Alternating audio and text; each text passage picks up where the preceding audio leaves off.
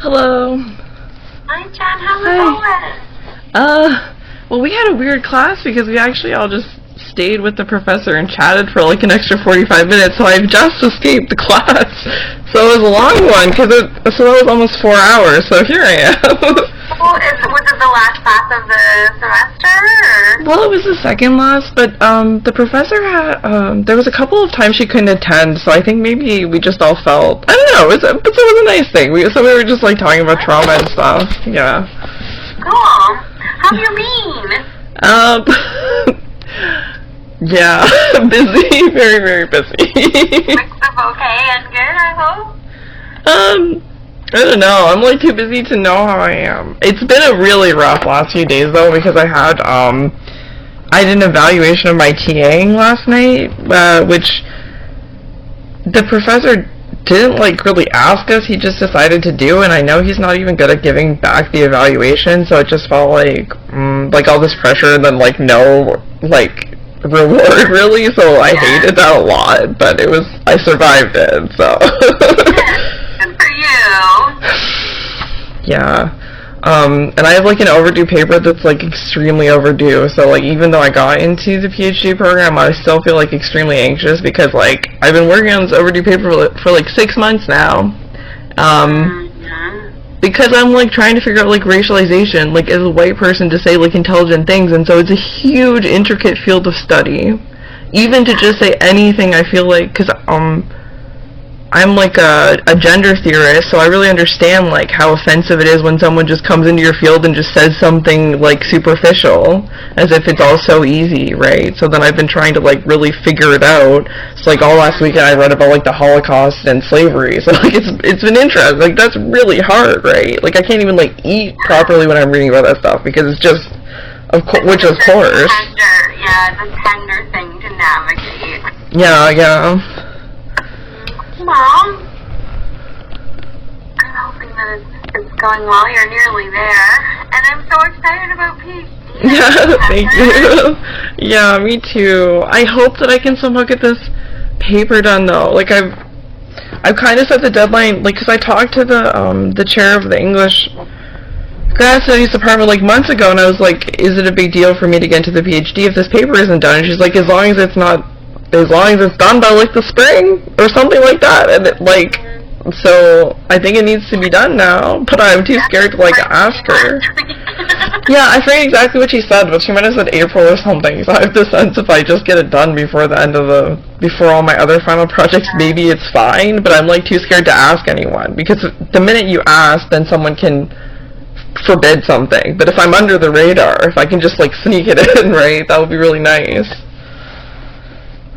That is a strategy. I think this morning I woke up and the snow was on the ground. I think that bought you time.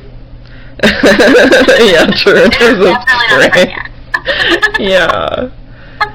Yeah, so that's how I've been doing. I think that's a good summary.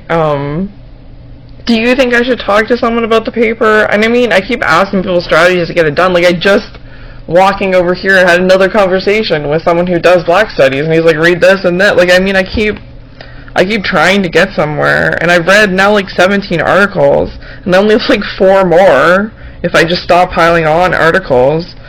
Yeah, it's your imposter syndrome acting up for sure. Yes. I'm sure you've read enough to be able to write that stuff with some tenderness. I really do. Okay. I think you have to draw a line. I know I was talking to another student about like when is enough, and maybe you just decide.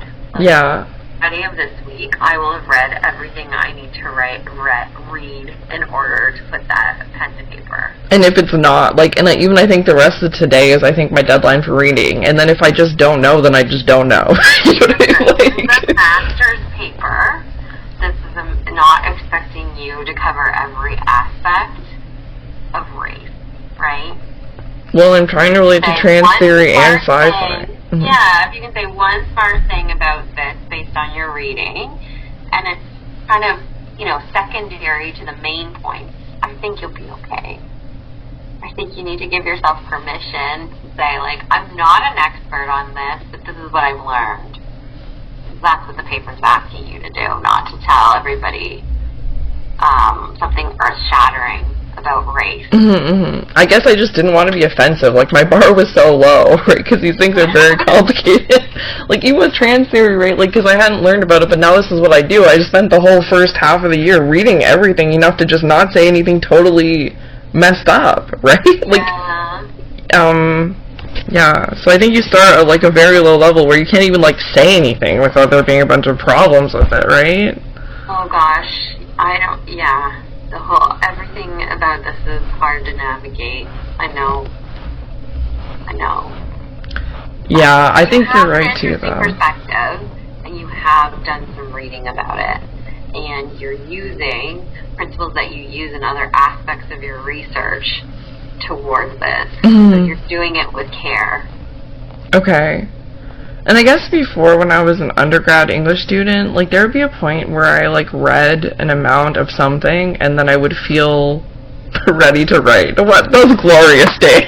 Or one day I would wake up and it would just come out of me, and I would write it. But because I'm studying so much, and there's so many classes, it doesn't happen. Like, I could read till the end of time, and that would not make me feel ready. That's exactly it, right? But that sucks. Is it always like that as a grad student, I wonder? So you really just have to, it's an active process that you have to decide to stop. Yes, and the number of times I've been talking to grad students right now about, like, okay, when is enough enough? No, you're totally fine, Kelly. So I'm in a communal office. I think I told you I might, but I'm just glad that there's space in here right now because I didn't have time to go home. No worries. Yeah. You said you had some questions about the profession? Sure. How do you feel about that? Yeah, I'm happy to answer them. I think it's, I often say I think I have such a cool job. I have the best job on campus, maybe even, so. Okay, so, last time, so they gave us a couple really boilerplate, questions in an article, so I think maybe it's like a way to start out that's, like, probably easy, because they might not be very generative, but we could maybe go through just a couple questions, is that okay? Yeah, First? Absolutely. Okay, so what do people go on to do from your profession? If you ever hear stories about, like, they left, like, what are they doing then? Do you know? So post this, many of my colleagues, two kind of streams. One, psychologist therapy, like we're moving right into the psychology realm. So they're getting their MA in counseling, or they had that when they were doing this work, and now they're opening up their own practice or moving to a format where they're helping or doing things like CBT or things like that. And then those ones, so I would say, like, over the 4 years, anybody who's moved on has either done that or something more teaching related. So a really good friend of mine, Najme, was doing this work, and she moved on to instructional design. Oh. So it was more around building intentional assessments and things like that. Oh, cool. Very cool. Yeah, so, and, when I see people moving out, and that's actually another colleague who left last summer is working for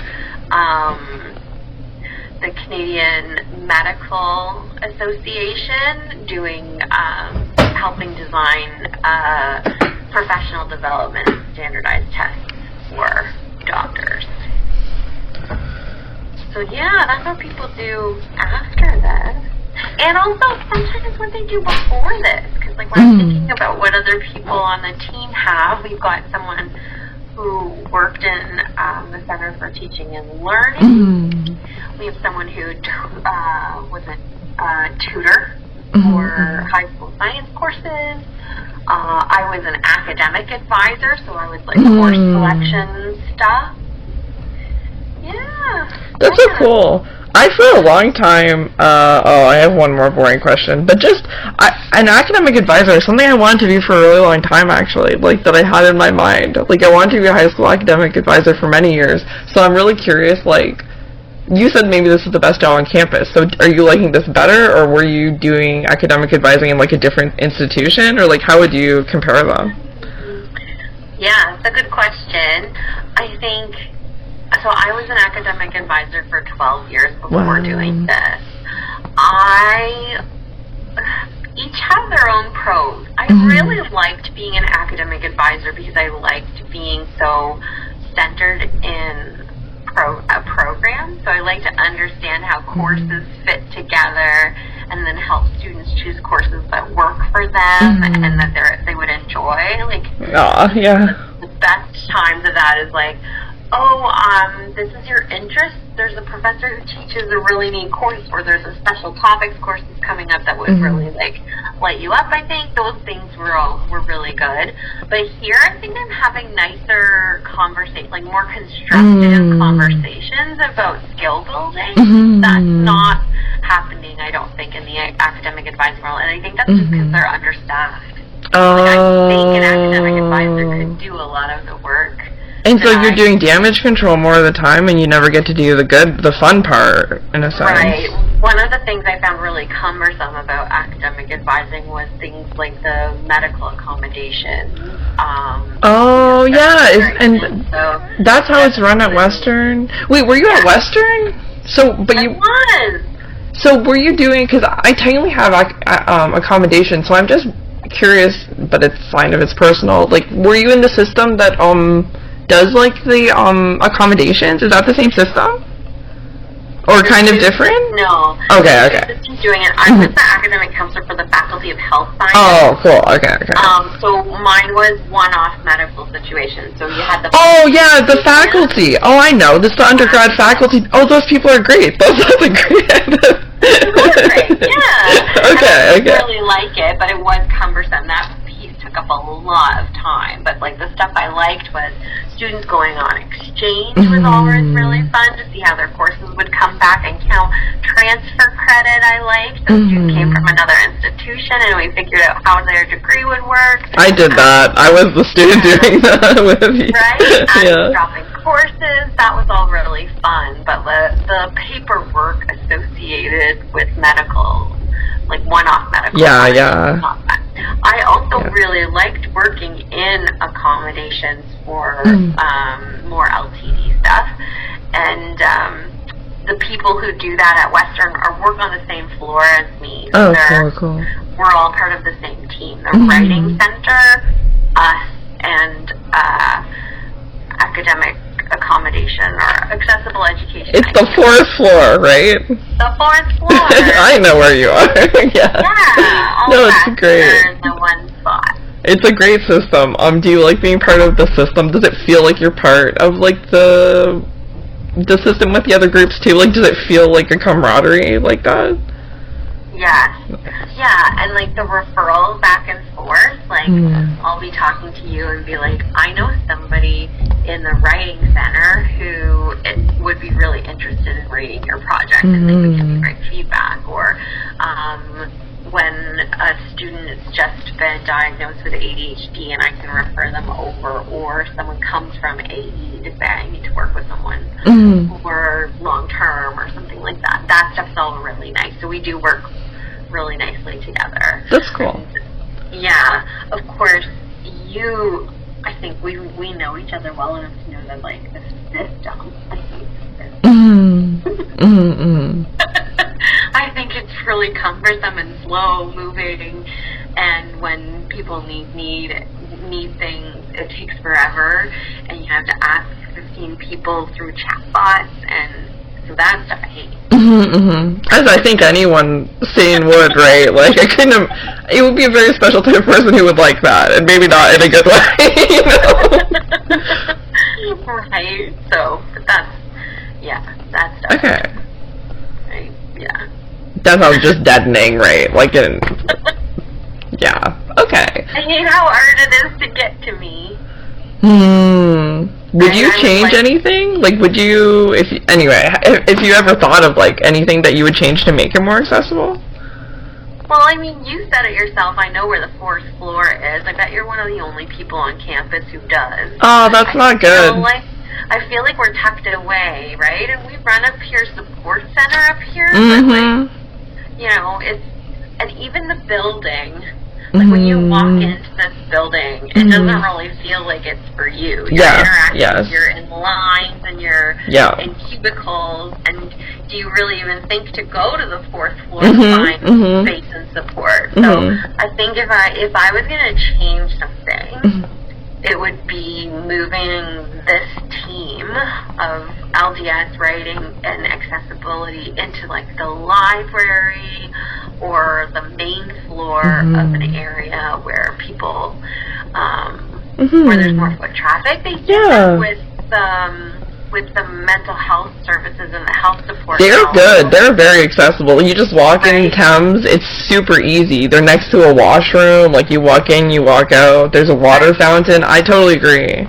That space is clearly for students outside of it with all the tables where you can work. The door is always open, like, literally. Like, yeah. So that format, I think, would really lend itself well to our services, but space on campus is always a challenge. But that totally makes sense. And I've been to different schools, and I feel, like, very grateful to be at Western with, like, services. Because I've had a hard school path, and, like, there were no services at the, like, I tried to use the services, and sometimes they even made it worse, and I failed out of school a couple of times. So Western, like, will, like, catch me. Like, that is, like, I might cry. Sorry. It seems insignificant, but, like, sometimes you need that, right? Like, it makes a real difference. To hear you say that's really, really important to me. The phrase, Western will catch me. It's really impactful to me. I'm so glad you shared that. And it's awesome because I grew up near here, so, like, I'm so proud, right? I'm so proud of, like, my neighbors, like, because I grew up, like, an hour from here, so, like, I've been coming here my whole life, so I'm so proud that, like, the people where I grew up, like, value each other. Like, that's super cool to me. It's very impressive. Yeah. Good. Yeah, totally. Yeah, so it does make, like, a huge difference. And sometimes all you just need is someone to talk to and, like, just feel like a human. School can be so dehumanizing, man. It can suck, much like, I think, probably doing the administrative, all the chatbots, like, it can suck the life right out of you, right? Like, all your good energy that you want to focus on connection with people, it can be so hard to find a way to do that. Yeah. I relate to that, too. I know. Yeah. The whole, I'm not good with the money stuff, and I realize money makes the world go round, but my ideas all cost a lot of money, but I would like to give that to somebody else to manage, and just... Yeah. Totally fair. And knowing your strengths and knowing, like, you're, like, you can, like, visualize, like, you're, like, the planner, or, like, there's different roles, right? And everyone has strengths, and that's why society is wonderful, right? Because you don't need to be good at the money if you can be in a role where you can envision, right? Yeah, totally. Yeah. Yeah.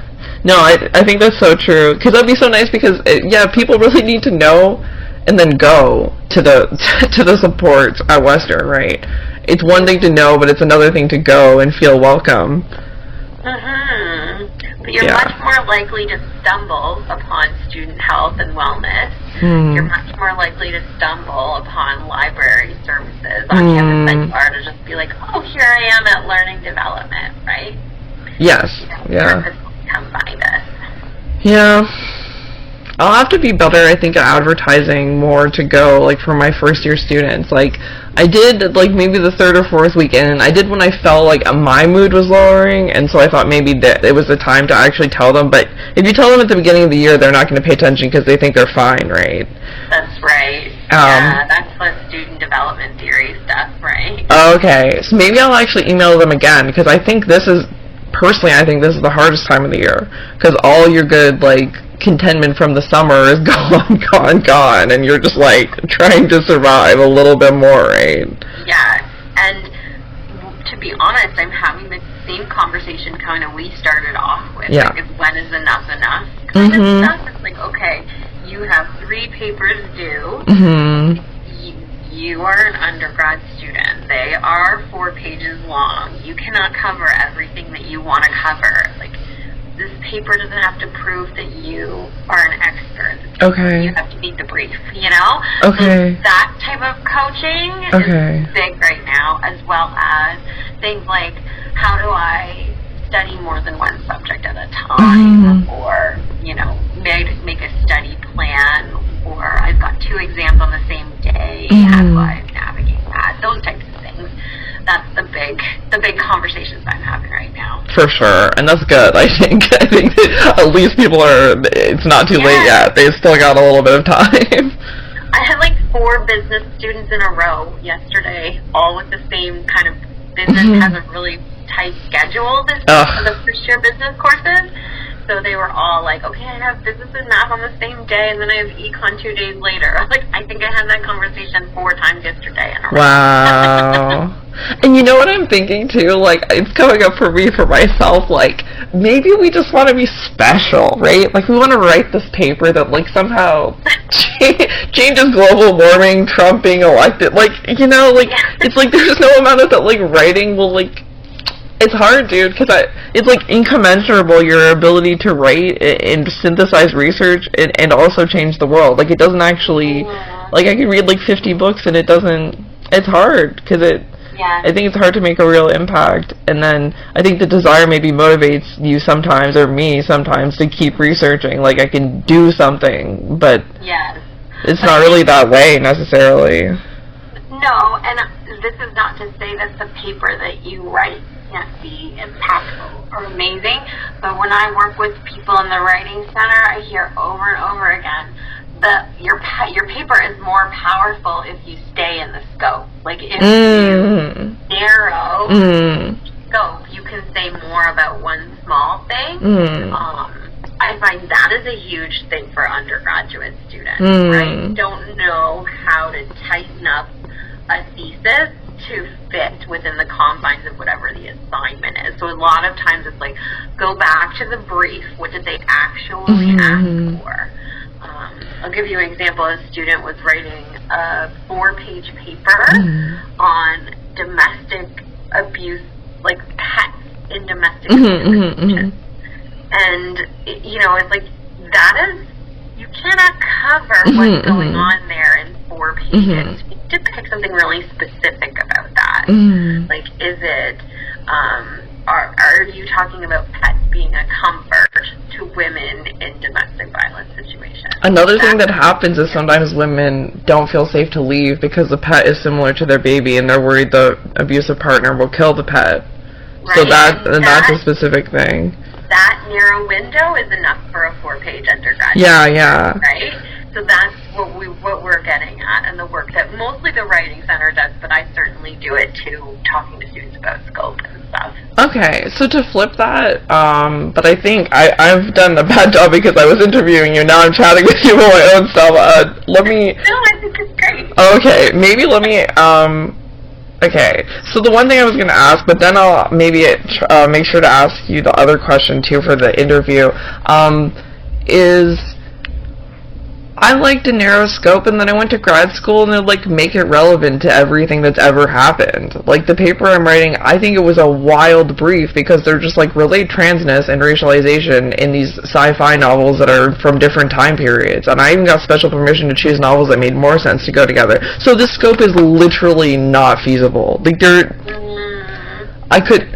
and the class taught me very little, so then I've been researching literally just anything about race that is relevant, and I luckily had researched trans theory pretty heavily, and then now I'm researching sci-fi, which I already have some background in. But, like, that scope makes no sense. And then she wanted 3 full novels, too, which is, like, 800 pages. Like, yeah, it's Clear as Kind. Have you heard that?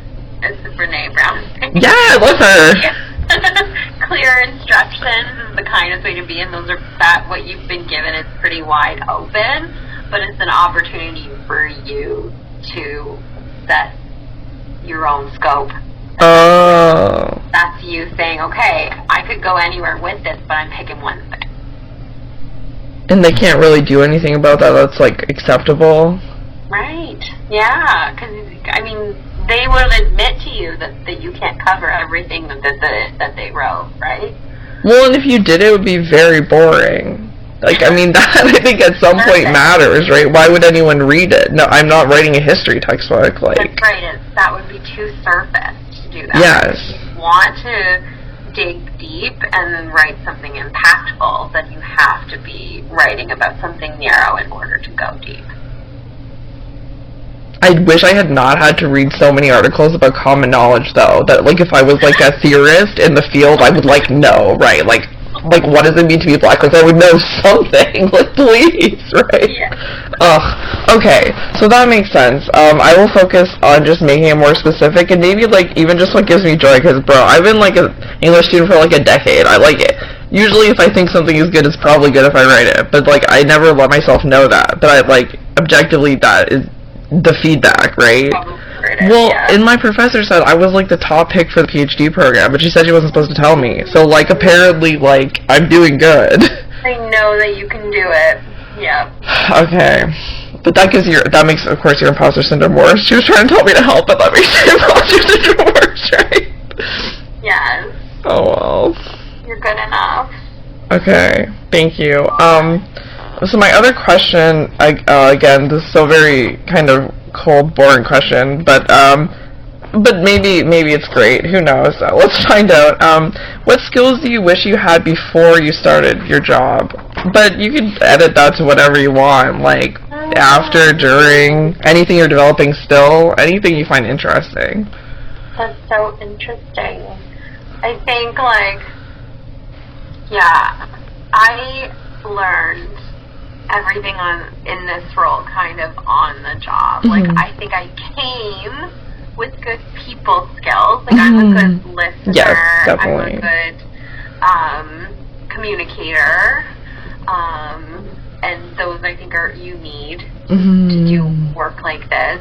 But in terms of, I've never been to teacher's college. I did a 1-year adult learning certificate in order to qualify for the work here. So I knew, like, the basics of learning theory, but I've learned so much about, like, cognitive brain stuff that I just would never know. So that's the stuff I think I'm developing, and, like, as soon as spring hits, May is usually a pretty quiet time for us. I will be choosing new books to read and trying to develop those types of skills, and just know more, because just like you, I want to know all the things. Yeah, yes. You know, because I want to be better and have more to draw on in these conversations. But when I think about what other people had, I mean, people came to this with counseling degrees, and I thought those people were really good at this job. Although no one on our team has that credential anymore. Tracy. College some have been to teachers college. Others have teaching experience. Do you ever do any of the workshops for, like, the PhD or the master's students? I'm, like, technically in one right now run by, I think, Heather Ellis. Heather, yeah. Do you ever do any of those? Because I would like it if you did. Like, let me join if you do it. I would love to do one. So we always divvy up projects over the summer, and I was going to pitch a 4th-year planning group for students in reading courses and thesis. So if that gets accepted, I'll run that. Fair. I would love to. I always tell them that, like, if they're away, I want to babysit their program. But yeah, those I haven't so far, but I would love to. I think it would be really cool. I think too, I don't really know how to say it, but, like, you, like, care about people, and then that is, like, I think, again, I'm an idealist, right, but, like, I think a lot of times that's what people also need. Like, you can give me so many facts, but, like, it's the literal, like, it's like the attunement, like attachment theory, right? It's the fact that you care that I think carries a lot of the weight of what you say. And I think, like, master's students really need that care. It just seems like a hard thing, especially, like, I'm doing a 1-year program, but even a 2-year program, and all these science master students, like, man, it sounds rough.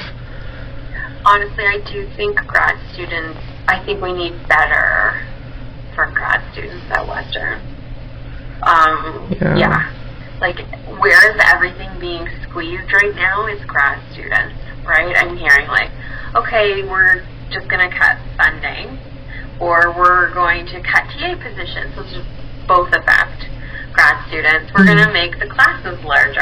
That affects grad students. It can go up to 45 students now? I just heard that yesterday. That is insane. We're going to make tenured faculty take more grad people than that person that was going to give you some one-on-one attention is supervising 20 people. Like, there's a lot going on here that I think, you know, grad students need more support. I always say, whenever anybody asks at meetings, I always say, I don't think that grad students are okay. Like, just to remind yeah, dude. well, on our radar that we should be doing stuff, and I think we have enough, if we advertise properly, that every single one of us in LDS could be running a master's planning group. Yeah. Like, there could be one each day of the week, and then people would have a little bit more choice and flexibility. Yeah, totally. No, it's a weird thing, like, and when I was not in school, I spent, like, a lot of time developing, like, friendships and stuff, but I've literally been so busy that I've even, like, finally kind of almost lost my long-term friendships, because it's, like, anyway, because I just wake up and work, and then I go to sleep, and then that is the day, right? And then you just wake up and start from fresh, like, every single day. It never feels like you're making progress, because there's never less work than time if you want to do a good job, so there's no way to literally feel any forward momentum, right? Because then you just have to spend more time on the other projects, or, like, do an extra office hour. Like, there's never, like, anyway, it's been interesting. Yeah, I was just gonna say, academia is really transient too. Like, you're here for a 1-year program, and everybody's gonna scatter after that. Which was sad, because I tried to make friends with people in this program, and then I realized no one even applied for the PhD here. It's like the only other people who got in are, like, 3 white guys, and it's like, cool, but, like, that's not who I was hanging out with. Like, come on. Right? And then the other thing, when you were describing what it's like, I was like, this has a lot of parallels with parenting a small child. I feel the exact same way as you in terms of, like, I'm losing my closest relationships because, you know, 7 a.m. to 8 p.m. is for work and Josephine. It's the, like... And what are you going to do? Because you're devoted to it, because it matches, like, your values, right? And this is, like, a long-term investment that will matter for another human life the rest of their life, right? So it's not like you can... It's hard to justify taking breaks. Like, when are you going to abdicate your responsibility, right? That's right. I can see the end is in sight. She's turning 7 in 2 weeks. And she has lots of independence and is more, you know, apt to want to play with her friends than to, you know, be next to me at all times. So I can see the end. Nice. It was a journey. Like, it was a project. It was a thesis. Yeah, totally. It's my opus. Yes. Well, she will feel that investment her whole life. I sure hope so. Yes. No, I know so. I've read so many, just trust you from all the things that I've read, and even this semester, I believe that. Yeah. Okay. Yeah, that's probably time, right? Well, 1:45.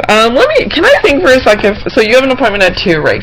So I have a couple more minutes. Can I think for a sec if I have anything I would ask you about the job? Or maybe, should I ask about... Just for a project or just for interest? Either, but I wonder, now that I have a support meeting, should I try to think for a second about how to... So if the imposter syndrome doesn't go away, and if I will not want to naturally produce writing at any point, and if I'm competent, then I just logically have to, like, I was trying to set a writing schedule, like, I just have to sit and write. Like, people keep telling me, and I was doing it for a while, like, to actually get this paper done, because it's getting I'm actually bored of it now, which is a good sign maybe, but, like, I'm so over this thing, dude. Like, how do I actually get it out of my life? Like, I'm so over it.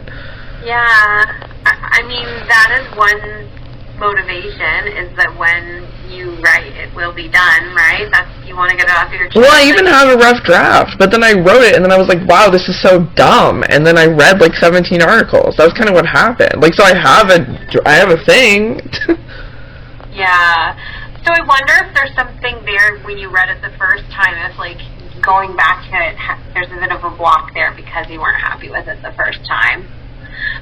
Do you use any kind of writing exercises to get back into it? Because I know there's, like, you know, you can almost, like, prime your brain by doing, like, a 20-minute brain dump or something like that. And then, like, is there a task or something you could do that seems really manageable that would, like, move you into the writing, or... Meditation helps. I guess, too, even, like, your idea of, like, expectations. Because at this point, I don't even know what I'm writing it for at all. Like, who the audience is, who can care. If I've now read this many articles, do I want to try to publish it? Like, why am I doing this? I actually don't really know anymore. I've kind of, like, lost the train of it, right? Right. So, like, if we look at the evidence, people are telling you, and you're getting into PhD programs, this is evidence that you're capable. This has been sitting on unfinished for so long. But I literally worked on it, like, I've worked on it for, like, half a week, every week since it was over. Like, I've literally been working, too. I'm not even putting it off. Okay. So maybe it is about the fact that, like, is this paper something that you plan to publish?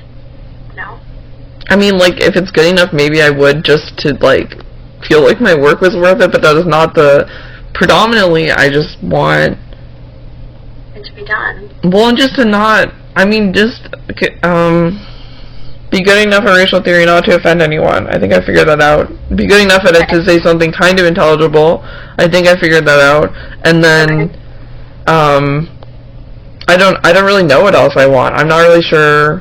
I mean, I think it has a lot of, like, I like reading sci-fi because it's, like, this childlike, happy literature in some ways. And it reminds me of my father who passed away who loved sci-fi. Like, it's, like, those very, like, emotional. I'm kind of an emotional-centered person, too, right? And it's, like, all my other research is, it's, like, about death and, like, wounding. Like, bro, I don't know why. Sometimes I do really dark research, right? So it's, like, how am I supposed to... But now for even this one, I managed to start reading about the Holocaust and stuff, but, like... It was, like, a thing that did give me, like, actual pleasure that I could justify working, because now that I have to be a workaholic, it was, like, actually letting me be a workaholic while also feeling good. And then if I give that up, that was, like, the one thing that at least I find is fun. But if not, then I have nothing. I'm alone in my room. My friends don't even talk to me anymore. Like, what am I doing here? It's too dark, right? Yeah. When it comes to the paper, you listed your goals and you said you were ready. Right? You said, like, I want to be able to say something that was kind of important, and I think I've narrowed down what that is. And I wanted to do this with care and tenderness given the subject matter, and I think I know how to do that now. Right? Yeah. So it is just the task of writing that's left. Okay. So meditation is a thing that helps. It's time to schedule tomorrow or whatever day is Jen's writing retreat. It starts with a meditation. I picked out what I'm going to do in terms of the meditation, and then it's opening up that document. Maybe it's a 20-minute brain dump, maybe it's a whatever, or I'm going to start editing. We need the one smallest thing so that it starts to go, and you need to isolate time in your schedule to push it through. And I've been isolating, but then I just read during all the time instead of writing. So I can do that. Your reading is done. You want to... Can I have the last 4 articles or no? Tomorrow... Well, if I get them done today. I cannot do any more reading after today. Tomorrow is writing. Okay, what if I write the whole thing and it's still, like, really stupid? It just... The imposter syndrome is so real, dude. I know. This paper needs to be done for you to move on. It's not going... You write That's true. good work. you write good work. Is there a way to want to move on though? That's, I mean, because like then it's 5 more years of like literally just sucking at everything except school for like 5 years, and I'm hardly gonna be able to have kids after that. Like, it just feels so heavy. It does feel heavy. Because I'm already 33. Like, I'm gonna be like 30. Like, it's gonna be a real problem. I've always wanted to be a mom too. So I think. So how do I put all that stuff aside? Because there's always going to be stuff like that that makes you anxious. Even in a right or a good decision, there's always those things that suck or that you have to manage. So how do I just see what's in front of me? Like, how do I just narrow the scope even of like why I'm even writing the paper, or like what it is preventing or doing for my life? Like, how can I narrow the scope of that? Yeah, I do think questions like that, when it relates to this paper, are probably your brain's kind of response to productive procrastination. Yes. Right? Like, yes. There's no way we can address that in yes. a way that you'd be satisfied yes. in order to write this paper. But it is absolutely possible to move from a this or that kind of way of thinking to a balanced way of thinking, to think that you could have more than one day at a time, right? But in times when we're stressed or when something needs to get done, obviously our brain is going to tell us, well, why don't you just pick between being a mom and writing a thesis, right? The false dichotomy. That's a neuroscience thing. Even like when you're scared or angry, even your vision narrows and your thinking becomes black and white. It's a real thing. Yeah. Okay. Do you mind if I email you in a week and just tell you if I've written anything? Is that a weird request? Like, just literally just tell you whether I did that? I'm kind of invested. Okay. I'd love to know how it's going. Okay. And like, even just a casual check-in at some point is fine. Okay, that would be amazing. It's going to get quiet on campus, but if you're around on campus, I am too. We could get a coffee or something. Sure, yeah, that sounds very human. It's nice to be like a human. Yeah, absolutely. In April, it gets a little better for us, so that'd be cool. This is the end of March. Yeah, cool. Okay. Okay. We're going to have to leave it there so I can just stretch before my next Good. Okay, perfect. Thank you very much. Thank you. It's so good to see you. Like, it wasn't for lack of wanting to see you. Yeah. That's awesome. I'm cheering for you. You got... Thank you. Okay. Okay, thank you. Have a good week. Bye, Jen. Bye.